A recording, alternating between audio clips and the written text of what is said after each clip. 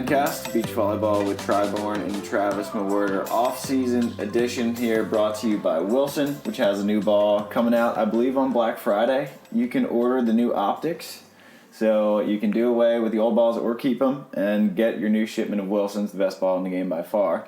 Yeah. How's off-season been, brother?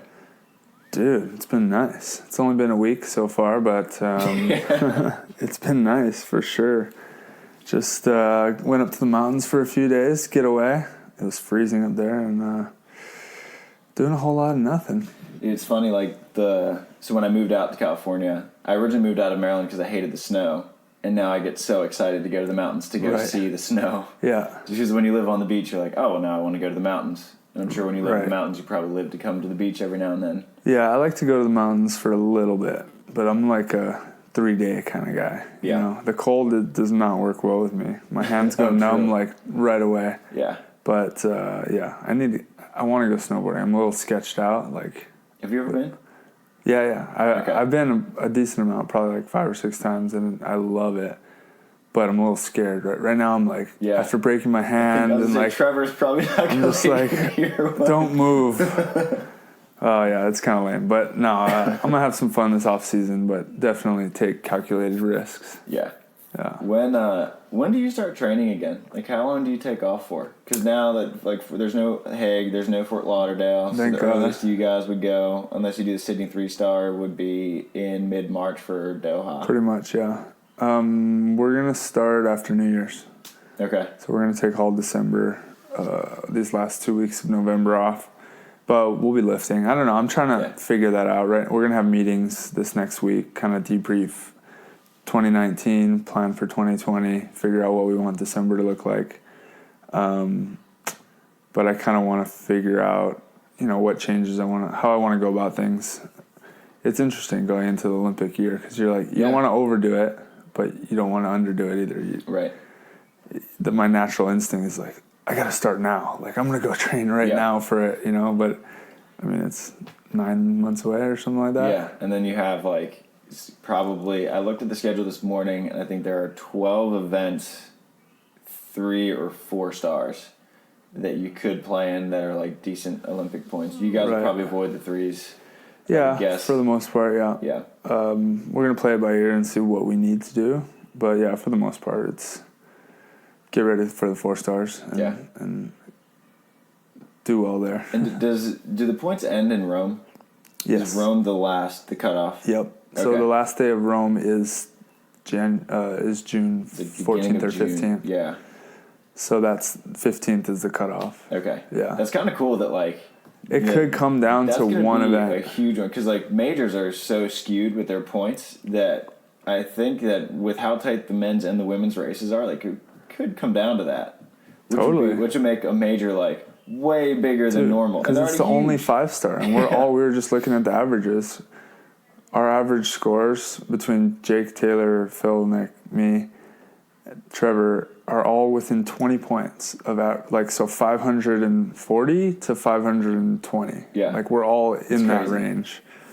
Something like that. It's super close. So I mean if we're anywhere close as we are right now at that point, it's going to absolutely come to that. And that's one finish better in a 5-star. That's it. It's like a 9th versus 17th, a 5th versus 9th. Yeah.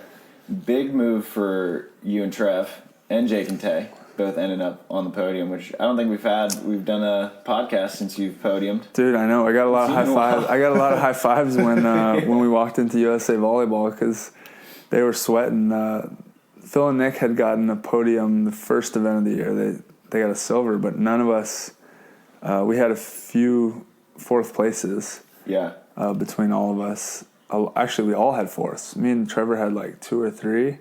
Jake and Taylor had 1, and Phil and Nick had 1 in a 5-star. So the men didn't bring home any medals until the last event of the year. We got 2. Only Norseca medals have been coming in. Yeah, they're not too happy about the USOC is not exactly funding USA Volleyball for those ones, but 4 stars do count for sure. Yeah, for sure. Did Trevor and Taylor? Because I know that Trevor was Taylor, you haven't like gotten a podium, but Taylor always gave Trevor crap for not getting like a real medal. Yeah. So does this one count for everyone? This one counts for sure. Yeah, that dialogue is great. We're up on the podium, and you know, we went up bronze, silver goes up, gold goes up, and they hold up their big trophy, and Trevor's yelling, and I'm like, about time, bud. Under his breath, so no one can see, just about time. Yeah. Finally. Even though it was Trevor's first 4-star medal too, but you know, any kind of dialogue, they're gonna throw it out there. Oh yeah, for sure. Yeah. You guys narrow call making your flights. It looked like, was the airport? Oh, that was insane. Yeah. Luckily, it was one of those like puddle jumper airports where it's like 2 flights come in a day. Yeah. And we had the staff like had the car ready, literally like, we grabbed your bags, the van's right here. We ran straight off the podium. Jake and them like got there like 10 minutes before boarding closed kind of thing. Yeah. They said they put my bags in the car, and then I run in the car, I'm looking for them, like, you didn't grab my bags. So I run out, and luckily Jake and them didn't leave me. But yeah, we actually, I mean, I had like 30, 40 minutes to kill. Yeah. I thought it was funny. I was just documenting Rich and Jake panicking. I saw that. Jake was not having it. Jake doesn't. Jake did not think it was funny at all. Yeah, that was funny. I thought that was good. But it was good. I'm all about ending the year on a good note. Yeah. You know? At least trying to. You don't always get to, but like if you can end the year on a good note, you set yourself up well in terms of seeding for the next year. Yeah. And you also go out with a good feeling. You know? Yeah, for sure. You need that. Yeah, and especially because like you guys had a rough couple months before it. Yeah. Just, like, with your hand and everything. It's still tough to swallow whenever anyone says the word 5-star. Yeah. But just because we left a lot of potential points on the table there, and the other teams did capitalize on it, so we had our lead and they caught us during that time. So this kind of like wipes that, or helps wipe that clean a little bit. Yeah. Like, okay, we didn't drop off. We're just pretty much dead even. We're all right here. So it's like a full restart from where we were beginning of 2019. Somewhat. Yeah, it's funny. It's like I was looking at the men's race and the women's race. It's like after a year plus of Olympic qualifying, the men are exactly where we started, basically. Pretty much, yeah. Dead even between you three. And you guys are the only teams that are realistically in it, unless like Billy and Stafford win, like all of unless them. You read some people's Instagrams. Yeah. Some people that aren't even main draw, like on the AVP. No. Yeah. As it goes. Yeah, of course. Everyone always spouts off the Olympic dreams, and then the women's race too. So it's funny because like the men's race for the top 2 spots is as tight as the women's race is for the second spot. Right. So there are 3 men's teams going for 2 spots. Right. And there are about 5 women's teams going for 1. Because like April and Alex, like you'll never hear them say it, but like they're locked.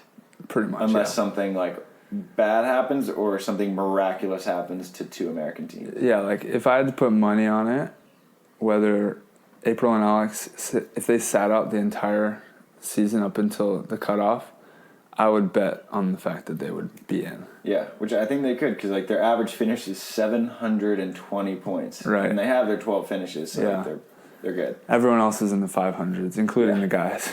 Yeah. Yeah, and then so there's Carrie and Brooke, who are in second, and then there is Clays and Sponsel, who are in third. Yeah. Larson Stockman in fourth, and then there's a pretty big drop-off to Sarah and Summer, which we don't know what they're going to do. Yeah, last I heard, well, there's a lot of speculation going on at this point in the off-season. Yeah. It's pretty exciting. But last I heard they were going for it, but I don't know. Yeah. But speculation is the point of this podcast. Hey. Because it's free agent season. Hey. And the guys' field is, like, going to go bonkers. Yeah. It's super fun to watch. Yeah. It's funny how it works is when we had Theo on last week or 2 weeks ago, however long it was, he was talking about how, like, there are just, like, a couple, like, power brokers at the top, and no one else is doing anything below that as they wait for the trickle-down effect. Yeah. And there are only, like, 3 guys teams, maybe 4, that are, like, a lock to stay together. Right. You have your 3 Olympic teams, which are Phil Dahlhauser, Nick Lucena, Jake Gibb, Taylor Crabb, you and Trevor Crabb, and then I would guess that Billy Allen and Stafford Slick are staying together. I think they're staying together. Yeah. Because they have like a great history, they've been successful before. But then after that, we have no idea. Yeah. And so the point of this podcast is free agency. Yep. We are going to speculate on and guess on some partners. We don't actually know who's partnering up with who. We're just talking about who might be fun. Maybe some little rumors. Maybe some rumors going around the beach. Yeah, but we don't have many facts out here. Right. So we're just kind of guessing, having some fun with it. This is like Adrian Wojnarowski in the NBA, just like who's going where. Yeah. And Adam Schefter. Mel Kiper, yeah. So the top of the list that is a rumored split, fairly confirmed, is Chase Budinger and Casey Patterson. Mm-hmm. So where do you think? So like I think Chase probably has, just as a blocker, will have more pull. Yeah, and he's kind of up and coming. He hasn't really hit his ceiling yet. Not to say that Casey has, but I mean, Casey's game hasn't necessarily gotten better than it was when he was 35. You know. Right. So yeah, I think a lot of people are seeing potential in Chase. He's a little younger, and his game's only getting better on the beach, which I agree with. I mean the jump that he made from year 1 to 2 was huge. So going into year 3, who knows what can happen. And so we know that. So Chase, we know, has Olympic aspirations. Probably not 2020.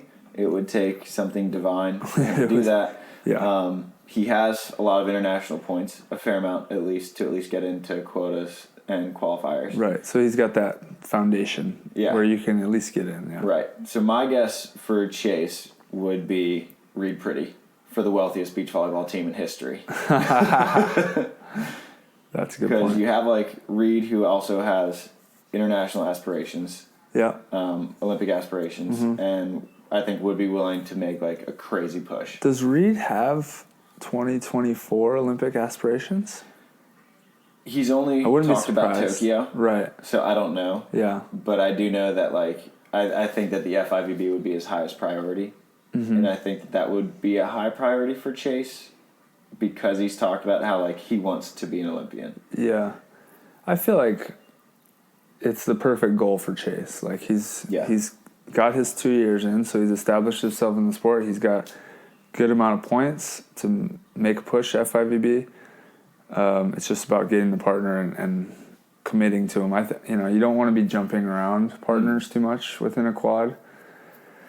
And if Reed was to commit to that, I think that'd be a pretty good partnership. Yeah, and like they're two athletes who I think personality-wise, I think they would mesh pretty well because they're both like pretty business-oriented. You know, like Chase gets out there, like is super dialed in at practice, just like gets his reps in, gets his coaching in. Like when he was playing with Rosie, he would just go out and have like solo sessions by himself with 2 coaches, and like Reed has like all the resources that you could ask for with volleyball. So I think that like mindset wise and skill set wise, it's like pretty dang good. Yeah. 0 shots hit from that team. Right. Yeah. For sure.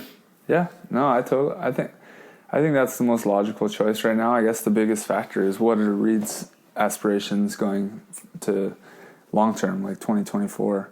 You know, and I think it's not a big deal if you don't have your guy that you want to go to the Olympics with at the end of the quad that first year. Like, you can definitely you can make up a lot of ground in 3 years.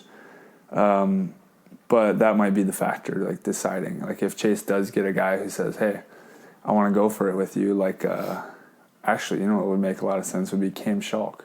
Because Cam's he's a world tour guy. He wasn't able to be the last 2 years. As we all know, he changed over federations from Canada, played in the Olympics for Canada. I mean, I'm pretty sure that that's his goal, is to try to go 2024 for the U.S. For sure. And, I mean, he's got that experience. And we know he can compete at the world tour level. K-Spear hasn't had much success, and I don't know what his commitment is at the world tour, on the world tour. So, I mean, I wouldn't be surprised if Cam Schalk was giving Chase a call, or vice versa. And it would make sense because you got a left-sider with Chase, right-sider with Cam. Chase sets like absolute sauce. Cam sets good enough for Chase's enormous window. Right. So I would like that team a lot because I think that they would both look at it realistically as well. That, you know what, not 2020. We can use this to crack in. Yep. Build for 2024. Cam knows what it takes too. Yeah. Like he's absolutely got the World Tour dialed in terms of what it's like. Yeah. So I think it would kind of depend on what Chase is looking for. Like if he's looking to develop something super long term, or if he's going to try to like go, right, and then make another move next year. Right. Well, you also got to factor in the Olympic teams, right? So now we have all these. It's almost like, do you commit for 4 years because we have all these guys in their 40s. Taylor's going to become available probably. Right. Hayden's out. Yeah. Who knows about Phil and Nick? The rumor is that they barely wanted to go for this Olympics, so yeah, I don't think they're going to go for 2024, but they might stick around. Who else? What are the old guys we got? Well, Rosie's off the World Tour. Yeah.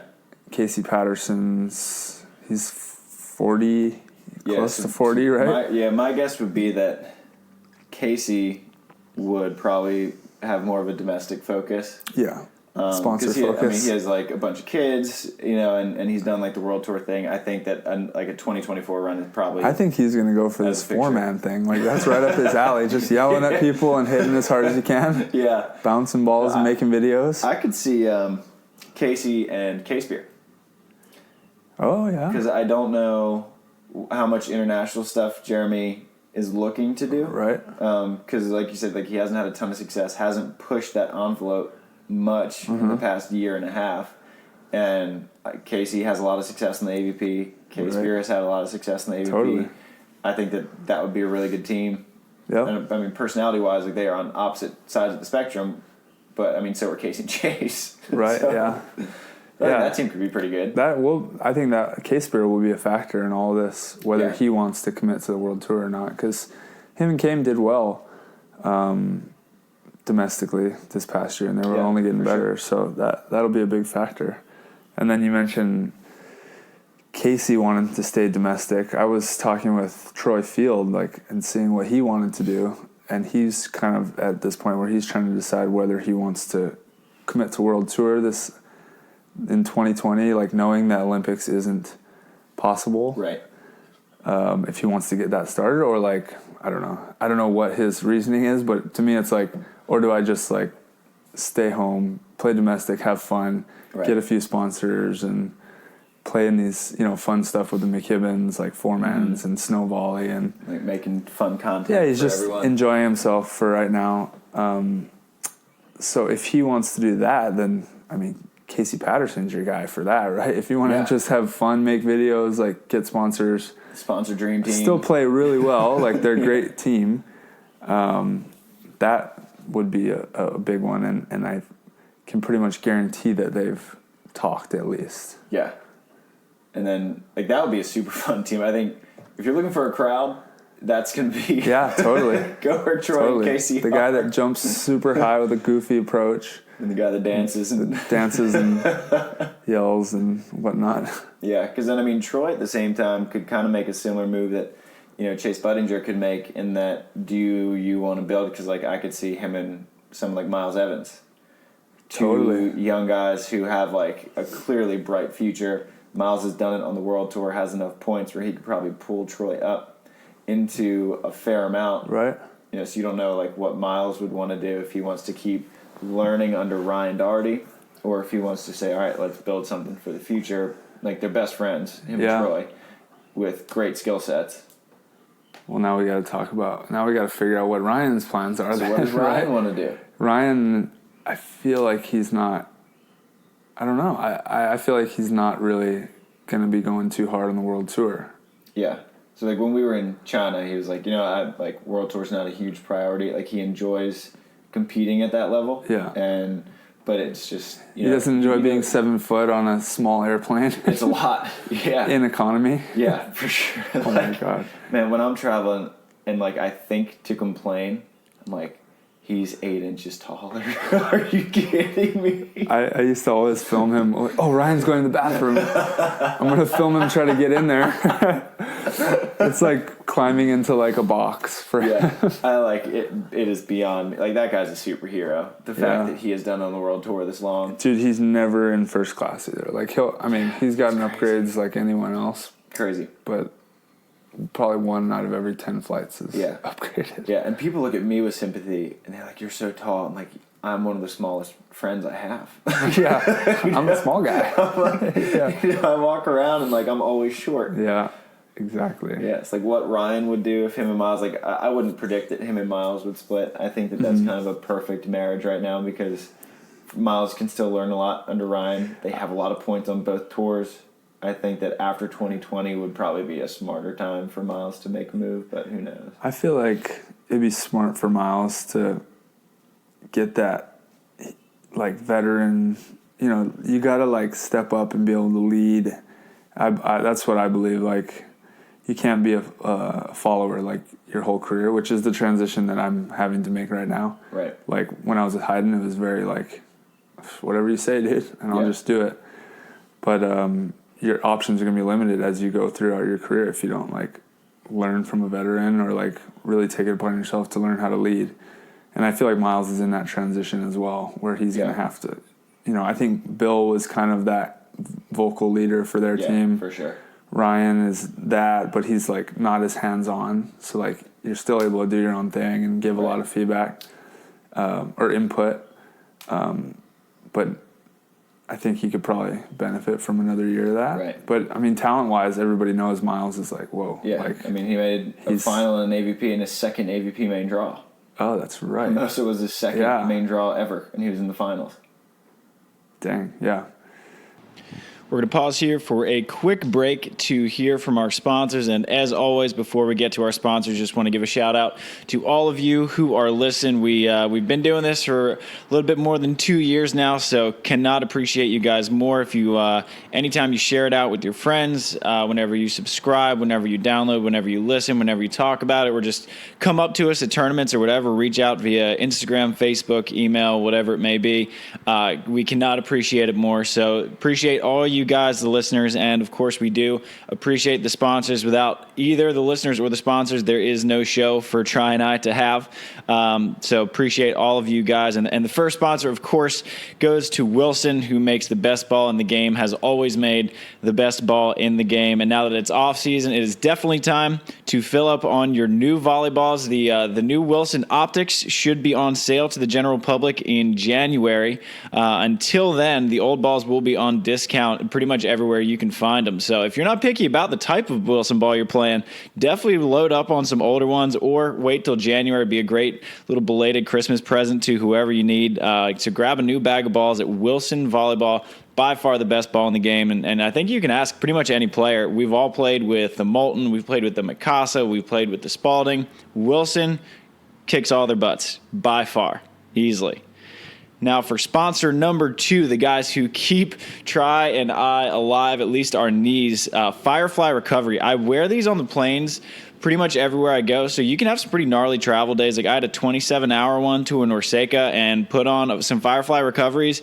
I actually fell asleep with them on and woke up and my knees were feeling so good because it keeps the blood moving even though you are totally stagnant. So it just sends these little pulses of electricity to keep the blood moving, and you recover way faster. So when you get off the plane, it's not like you're totally stiff.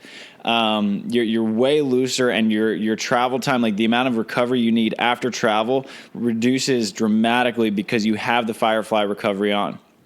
So appreciate all those guys for keeping us healthy, for keeping our volleyball bags loaded up with brand new volleyballs. And last but not least, shout out to Pacific Coast Wealth Management. And here's our Pacific Coast Wealth Management Olympic update. Leading the Olympic race on the men's side, no shocker here, is Norway's Anders Mol and Christian Sorum, the phenoms from Norway. Number 2, the only guys who really seem to have their number a little bit is Russians Vyacheslav Krasilnikov and Oleg Stoyanovsky.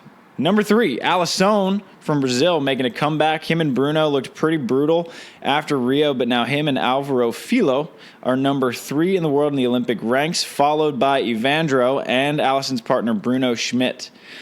German Wonder Kids, Julius Talley and Clemens Wickler are number 5.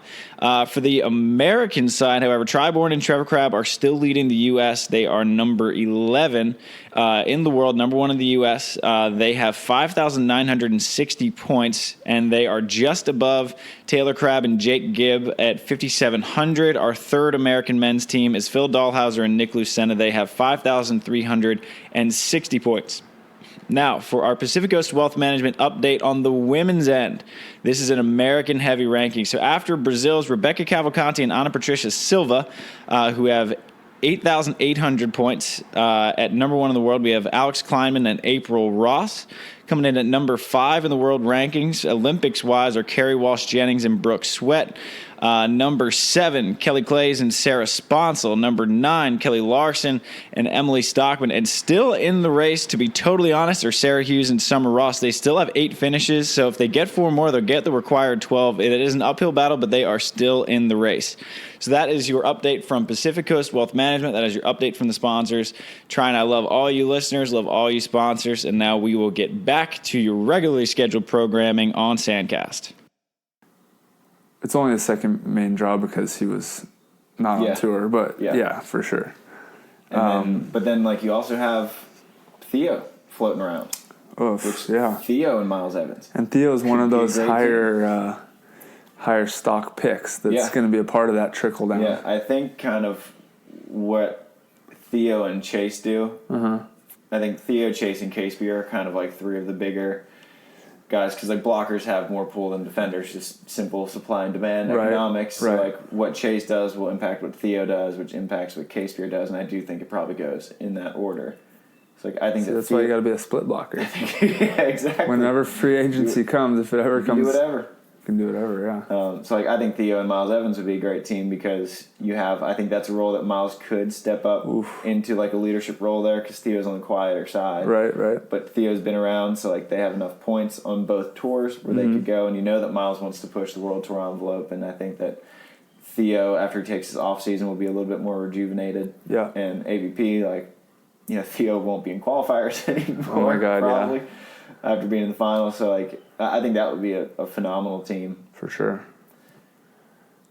There's a lot of options. There's so many moves that could be made, and then like down the road, like Rosie's always a wild card. Rosie's always a wild card. Like, do him and Brian Cook stay together? Because I mean, Brian's an unbelievable athlete who's only going to get like better. Yeah, he'll be the fastest improving player. He's probably the tour. newcomer of the year. I don't understand rookie of the year versus newcomer. It's really stupid to me. But he's got to be our newcomer of the year, rookie of the year for next year, right? Because he didn't make enough main draws, I think. Yeah, because I think he's only made like 2 before this year. Just a big physical dude. Got hurt, and so like he's a freak athlete, like unbelievable volleyball player, right? And so if him and Rosie go AVP, because I don't think that Brian would be like, oh, I'm healthy, let me go to the FIVB. I think that he would probably like have a year locally with Rosie, and like they mess around on 16th Street all the time, and there's like 4-man tournaments, so they're good friends. I think that would be a good option for Brian to stay with Rosie, but I wouldn't be surprised if people see the potential there and try to snag him. Like I don't know, Kame. I feel like we'll probably take a top spot, one of those top blockers, because he'll want to go World Tour as well. Right. But I wouldn't be surprised if someone dipped down to snag Brian Cook and get him before he explodes, kind of thing. Yeah, because like 6'6" blockers with 40-inch verticals who have played on the indoor World Tour only come around so often. Right. Well, we also talked about Troy going potentially over to Casey Patterson. Right. Which that's kind of a rumor that might go down. But that would leave Timmy Baumgren open. Where does he fall in this mix? Well, he's such a good player, but I've talked to people like who have played with him, and really the factor is like Troy. He said, I just don't want to practice by myself anymore. Like I don't want to be the fill-in, because when your guy's in Minnesota, which Timmy Baumgren is, you're basically like the guy everyone calls. Oh, my guy's out. Want to fill in? And you're like, yep. Well, it's super hilarious because like I always know when Tim Baumgren gets a new partner, because I'm fake Tim Baumgren. Oh, yeah. Totally. So, like, when him and Cam started playing together, like, Cam called, he's like, hey, man, can you practice? I was like, oh, you're playing with Tim, huh? 6'4" lefty. Yep. And I was laughing with Billy Kalinsky about that last year because someone called, maybe it was Troy, Troy was like, hey, like, can you practice? But like, I didn't get too many calls from Troy because I don't play defense. So, right. It was me and Kalinsky there at first, and I was telling him, I was like, I always know who's playing with Tim because, like, their partners always call me to be their fake Tim. Right. And I was like, I know that, like, I'm just, like, the poor man's Tim Baumgren. And Kalinsky was laughing. He's like, I played that role for a long time. He's like, I was always just the fill-in blocker that they needed when their partner was gone. Yeah.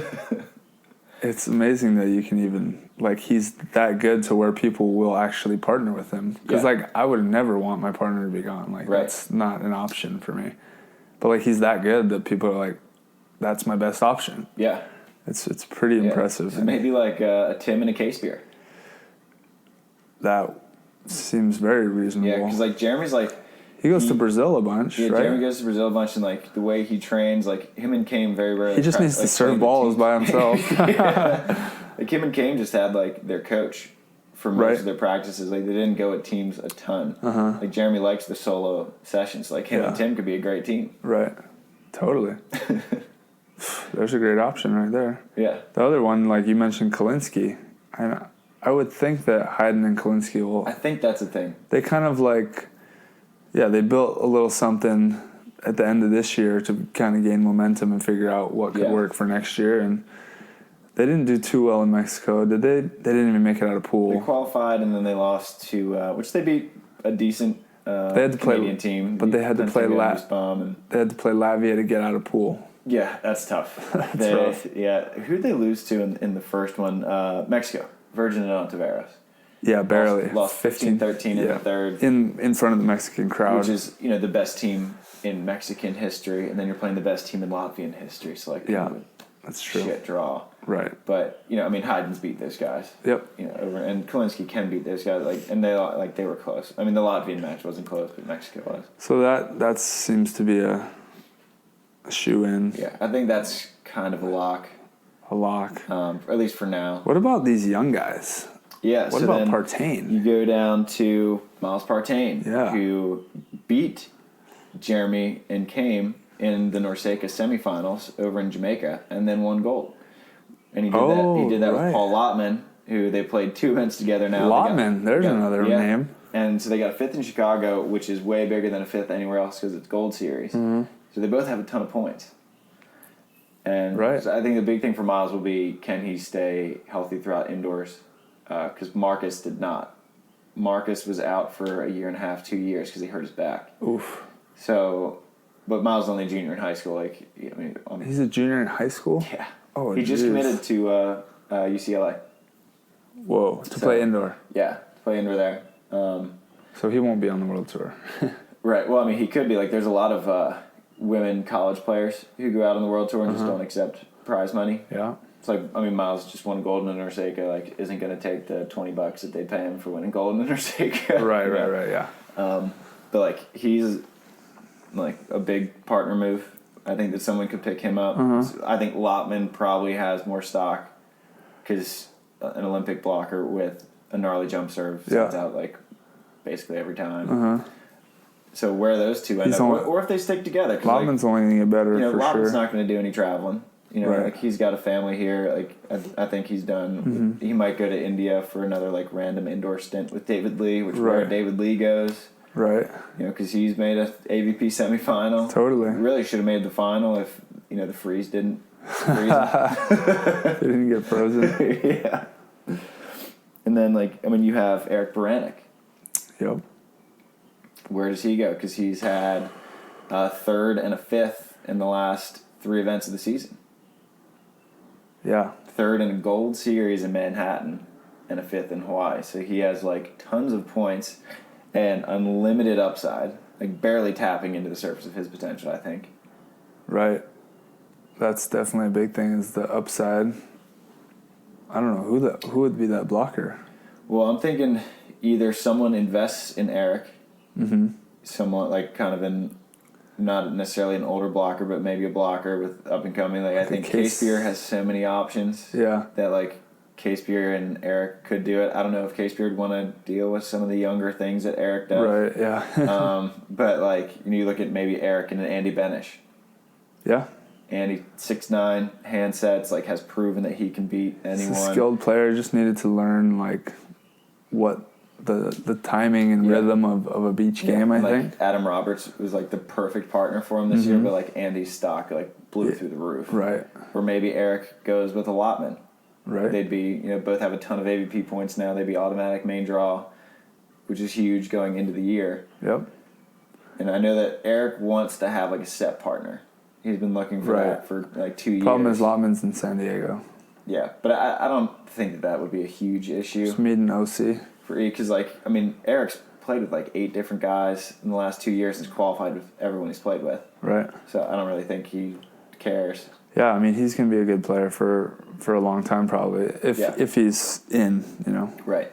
If he doesn't fizzle or like get interested in something else. Yeah, so you have like a lot of these young guys who are like clearly rising. So it's either does someone invest in them and go down to pick them up, or do they say, all right, I'm going to kind of get another guy who's on my level and we're going to go up together. We're going to come up together, which you don't see very often at that level because everyone who is down and looking up, like, hey, like, invest in me. Like, everyone's always looking for that upgrade. Yeah. So then, because you got guys like, Mike Brunsting, Ian Satterfield, like Duncan Budinger, Kyle Friend, like all these guys who are kind of... Kyle Friend, I think, could be... he could be right there as one of these next good defenders. I don't think he wants to go World Tour, but he'd be a good pickup for one of those established blockers, I think, for sure. Because I think that, like, he is every bit as good, if not better, than, like, a Baranek. He just hasn't had the flashy finish. Yeah. But Kyle... he's played professionally overseas indoors. Yeah. Like, he has his head's there. He's a little bit Kyle's older. been playing at a high level for a long time. Yeah. With actually, our careers are, almost identical in terms of... Because we both were on the youth national team together and junior national team and similar style of play indoors. Then he had a good career at Long Beach, played overseas for a while, and then came to the beach. Yeah. But he stuck around indoors a little longer and wasn't really sure about beach like I was. But I think for sure that he's also been working out the USA gym and being that alternate for a whole year. Yeah. Like that practice guy for Tyler Hildebrand to use. And he's stepped into some practices when guys were gone and definitely was carrying his weight, if not more. Yeah. And then me and Kyle played Norseca in La Paz, and before that we practiced with Jacob Taylor. And I was talking to Rich before Kyle got there, and he was like, Kyle's at USA practices, and he's every bit as good as everyone there. Yep. And so Kyle was he just needed to be around it, and now he has that. I mean, that's what we say, right? Immerse yourself. Yeah. You're not going to get paid for it probably in the beginning. You're not going to get credit for anything. It's an investment. It's an investment, but immerse yourself in whatever it is you're trying to do, and then it'll just bleed into you. And I think Kyle's kind of put that time in, so now I think we're going to see it translate onto the court. Yeah, which means Duncan Budinger, another good blocker. Yeah, I think Kyle moves from Duncan. Well, Duncan's just so part-time, Yeah. He's a great player, and he's been good for a long time, but he's not all in. He's got family and a full-time job, and he's just a really good athlete. Yeah. I'd like to see Kyle take a step to someone who's full-time and maybe a little more established. Mm-hmm. Right, and then which leaves you with, floaters. You got a Tremblay floating around. You got a Ty Loomis floating around. Oh, yeah. You got Ian Satterfield, Mark Burek, a lot of these guys who have been main draw for a really long time, who are really good players, just kind of floating. And all of these decisions have to wait. Yeah. I wish we could give you guys answers, but it's just we'll start with one guy, which if you take out the top 3 teams, let's take out Billy and Stafford as well. We'll take out the top 4. Who's that next team? It's there is none. It's Theo. It's this layer of Chase. It's Chase, Theo. It's trying to think of the family tree of volleyball. Chase, Theo, Jeremy, Kame, and then you have this like Ryan, Miles, Reed. and then it's just this mess. Yeah. I'm trying to think, like Pyotr Marciniak is another one on the list. That, he's just a pure domestic guy. Floating around, just another domestic He's player. been floating for a long time. Yeah. He's a little too good to be floating, which I got to blame him for that one. Like, just, indecisive or whatever. Like, I mean, that's just how he wants to go about it, but he's a really good player. And then, like, Ricardo. Rafu, Ed. Yeah, I think Rafu and Ed are pretty locked. Like, I think that they're just perfect. Yeah. Like, both of them are family guys, AVP. We're not traveling. Right. You know? Yep. And so, like... I can't believe Ed's still going and still good. Still so good. But, like, his style of play is just so perfect for just like playing stroking it to the deep corners with his he lanky can't jump arms. over this zoom right here, but he can still hit angles that people just can't hit because like his hands are bigger than a volleyball. Mm-hmm. Yeah. Yeah. So the guy's side is wild. Right. Like just even like who's gonna be the top team on tour next year? Like it's getting to that point, and I try not to think about it too much in this terms, but like at some point these guys got to get old, right? Yeah, like for sure. I've probably been saying that or been thinking that because before the Hayden had like been pushing that bar of like, oh, what's possible? How late can you play? And obviously like Karch played really late, and he played well, but I think Hayden's maintained his level even better than Karch did in terms of like just staying close to his peak performance. Yeah, Hayden does have the record for oldest guy to win, and then almost broke his own. So that's proven. He should have broken it in Hawaii. He should, or Theo and Hayden. Oh, that's Theo. brutal. Sorry if you're listening. Well, man. Listen to the last podcast, and you can hear what Theo thinks about that. But. I mean, at some point they got to get old. So, like, what's this tour going to look like the next quad? Yeah. Like, that's going to be super interesting. It's going to be a crazy. Fully different. It's going to be a facelift, full facelift. Yeah, like complete rearrangement. Mm-hmm. Yeah. And then the women's side won't be as crazy as the men, as far as we can tell. Well, there's a lot of teams that are, like, doing well and in the running. So that takes out the top 5 or so, there aren't as many, like, quote-unquote, like, power brokers that will ignite the trickle down. The power brokers are kind of staying. Yeah. So April and Alex, April Ross, Alex Clement, gonna stay together. Carrie Walsh, Jennings, Brooke Sweat, gonna stay together. Kelly Larson, Emily Stockman, gonna stay together. Kelly Clay, Sarah Sponsel, gonna stay together. I would guess Emily Day, Betsy Flint will stay together. I think the big one that's kind of a question mark is Sarah Hughes, Summer Ross. Right. Because like we don't know what the deal with Summer's back is. We don't know if Sarah kind of wants to restart, get something new going. Yeah, she's kind of said that like it's been a really frustrating year for her. I think having a partner that's hurt, for sure, it's frustrating. Like, and she was kind of floating and jumping between partners, and that girl has not had a bad year ever. Like, she didn't know that was a thing for her, I think. Yeah, this is like the first like really tough sign of adversity that she's had, and she's always been just winning. If you ask me, like I look at Sarah, I'm like, now she's more dangerous. Because, I mean, maybe I just use this as for myself because I've had some adversity, but it's like none of the great champions or the great ones like haven't had that plight. Like something happened where they had to overcome it, and now it's like just like gives you that extra fuel that you need. Not that, she has always had the work ethic and the grind, but I mean, if she just keeps at it, which she will, I think it could work to her advantage.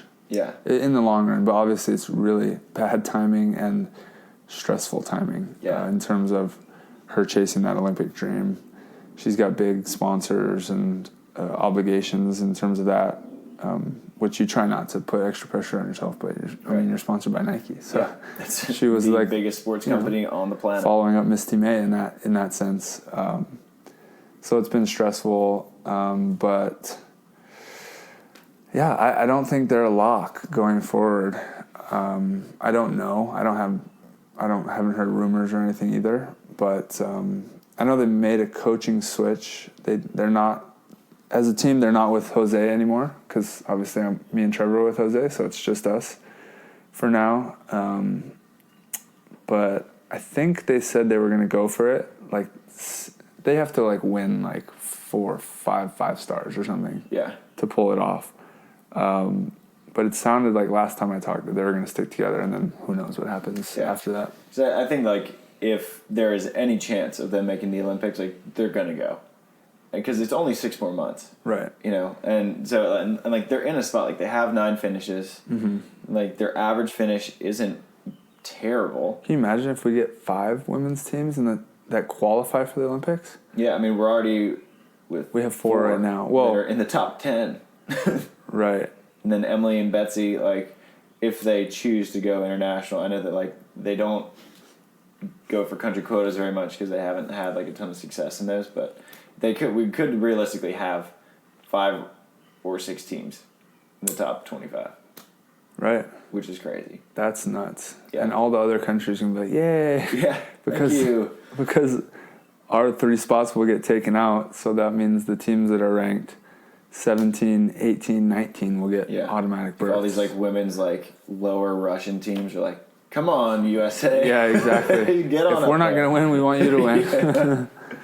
So, but I would think that because the Olympics are like such a huge thing for Sarah, and like obviously for Summer, who's been pro since she was supposed to be a freshman in college, like they're going to go for it. And I think after the Olympics are over, and if they don't make it, I think that's probably when we would see that switch made.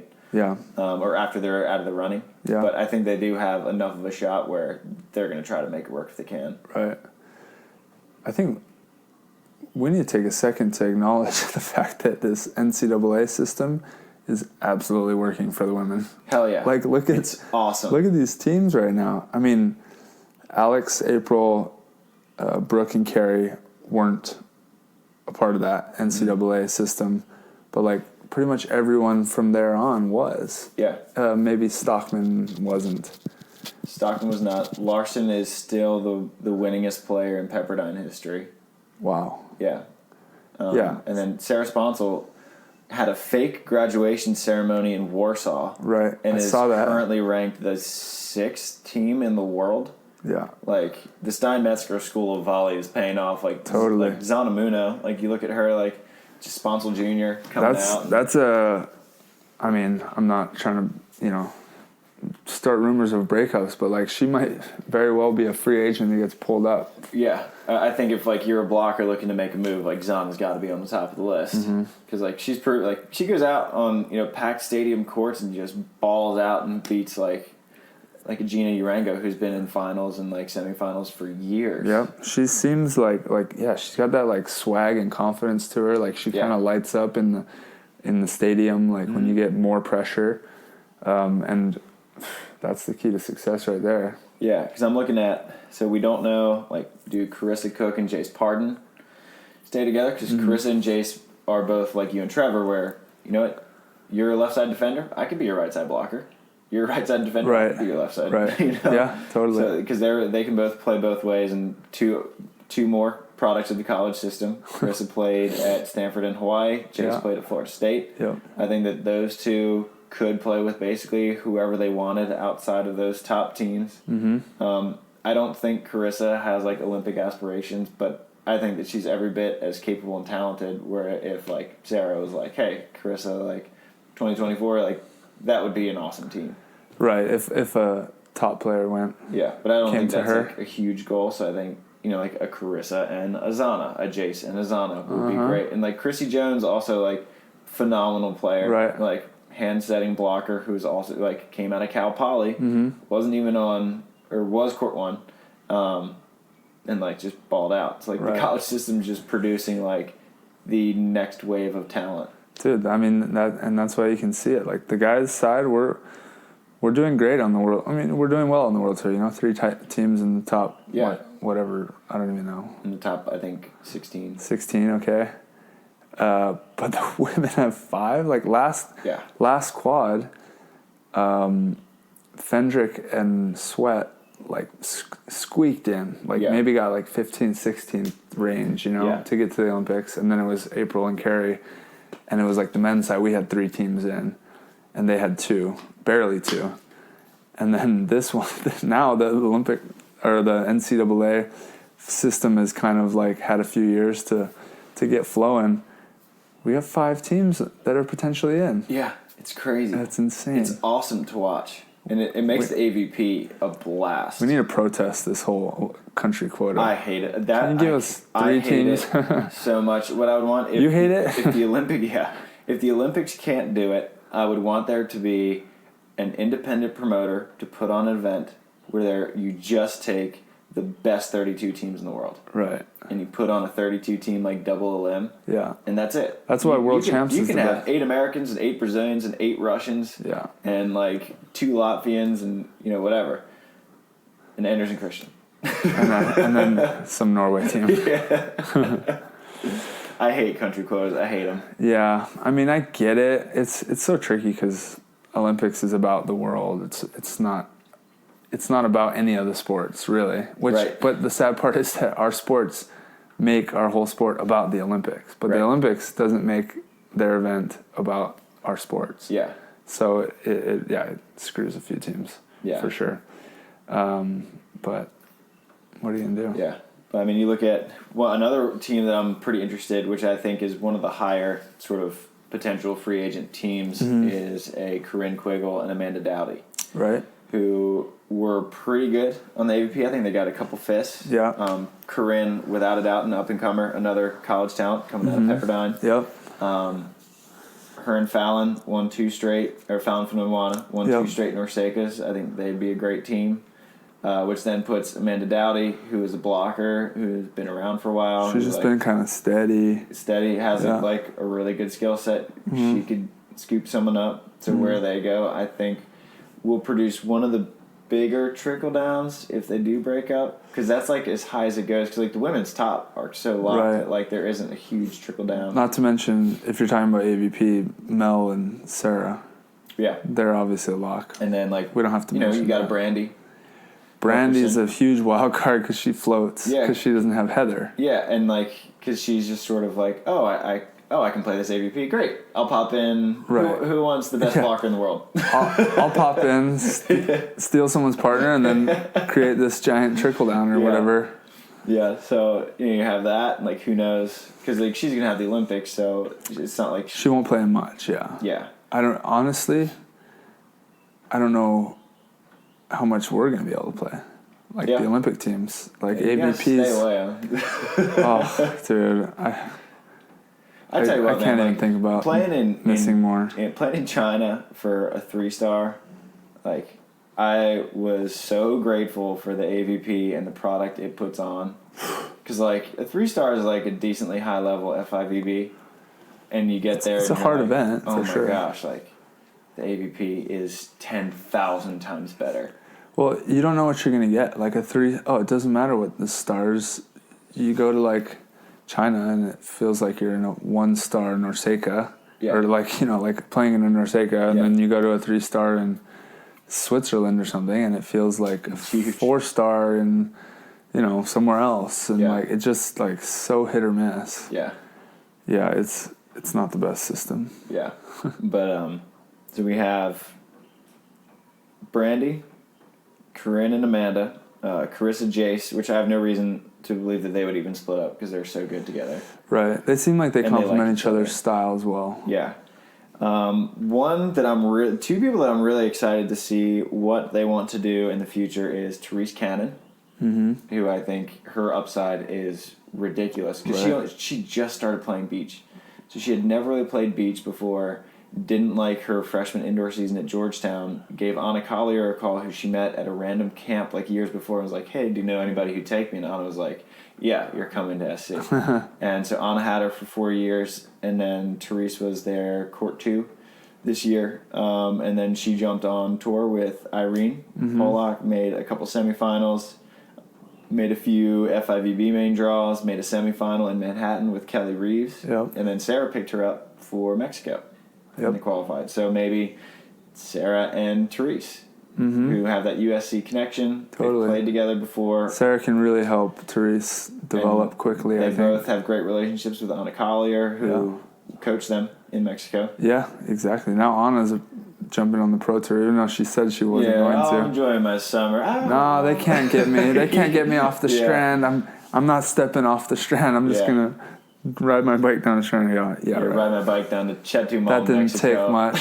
Yeah. Get out of here, Anna. She probably did go straight to Cancun after. Yeah, well, probably. And then, like, say, I mean, you have, Therese Cannon, but her and Kelly were so good that there's no reason that they should split up. Because, Totally. I think that Kelly Reeves is every bit as good as any up-and-coming defender. Yep. She has a phenomenal serve. Mm-hmm. She's a hard worker. She's a really good defender, and, she's super physical, so her game translates from AVP to FIVB really well. Right. So what she does, and then, you have, like, a Brittany Howard, a Molly Turner. You're getting down, like, to kind of the mid-levels. Yeah. Who have taken fifths and thirds before. But Totally. the women's side is so deep. We had in Hermosa, 3 teams out of the qualifiers in the semis. So, like, the women's side is just so deep where the trickle down to, like, the Q15 is a real difference. Right. Like, Megan Rice and Katie Hogan, who made the finals in Hermosa. Like, I think Megan Rice is phenomenal. They came out, they were, like, Q32. They were in the finals? Yeah. How did I forget that one?